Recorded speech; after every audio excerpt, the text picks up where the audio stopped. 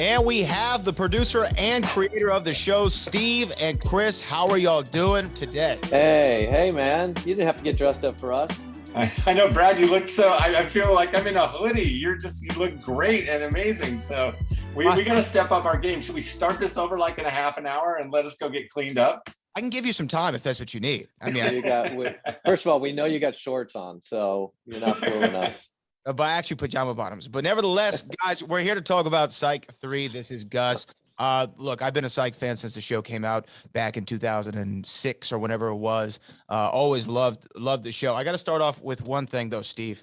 It's not like an issue that I have. Okay. It's not a problem or anything. But Psych was able to tackle so many great things. And I mean, like, going back for the 100th episode and doing Clue the movie remade, you're doing the 1967 a Psych Odyssey, and kind of doing these period and these different thematic shows. My favorite film of all time is Back to the Future. So much I wrote a book on it. Why didn't we do a time travel Psych? Why? Brad, you are just preaching to the choir right now. Famously, I've been trying to do a time travel episode each season. I have a board a little bit like that, and I would put the ideas of the worlds I wanted to be in. Time travel was there for 7 of the 8 seasons, and every time we tried to break it, the only way we could really get the thing to it is if Sean and Gus actually did travel through time, and the network was not cool with that. So to me, my goal is like, if maybe the next thing I do, I can incorporate time travel to it and make me the happiest thing. And I will agree with you that of my favorite movies of all time, Back to the Future, definitely in the top 5. And I want to know what your book is, because I'm going to go buy it as soon as I. And let's not forget that we did have Chris Lloyd on the series. We did that for you. You did that exclusively for me in the Clue episode, because Chris right. Lloyd holds a unique distinction. In 1985, played both a doctor and a professor, right? Around and, but Chris, talk to me about more so going into this Peacock era with the films and having these 3 films that all come out in Peacock. This is Gus. Why was going to the made for TV streaming movie the right way to go for Psych? Because we thought the series was over.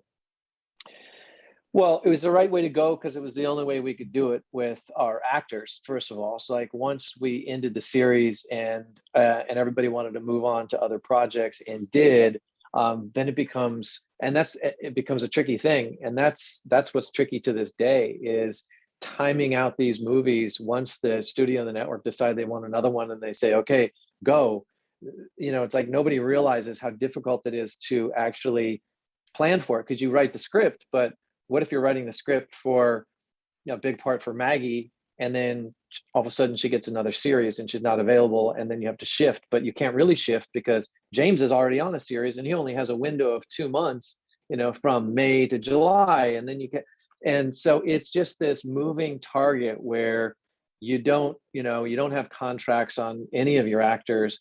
You don't know if you're going to be able to get, your DPs and your crew that is so essential to us, because not only are so many of them like family and we spend so many years with them in Vancouver, but when we're up there, these guys know how to move. They know how we shoot, they know how we like it, they know how fast to be able to move.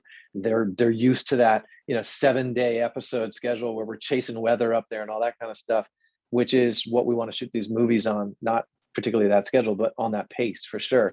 So it becomes really tricky, and the only way to do it is to try to figure out how to do one movie. We actually wanted to do 2 movies back to back. We thought that was a smart, economical way to do it. Like Back to the Future right. 2 and 3. Of course.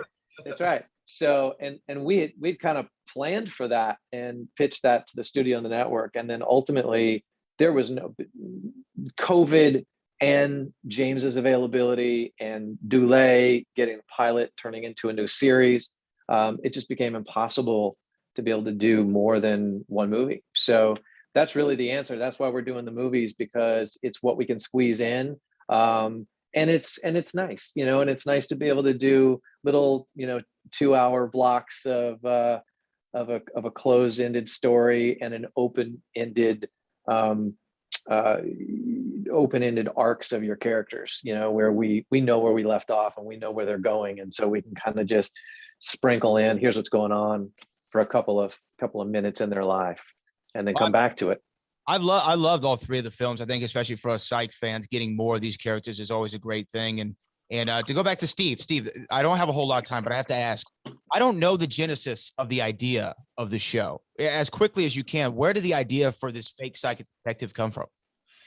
Well, it comes from a lot of things. The core of it was that, my dad was a police officer and wanted nothing more than me to become a police officer because of, it's a steady job and insurance and all those things.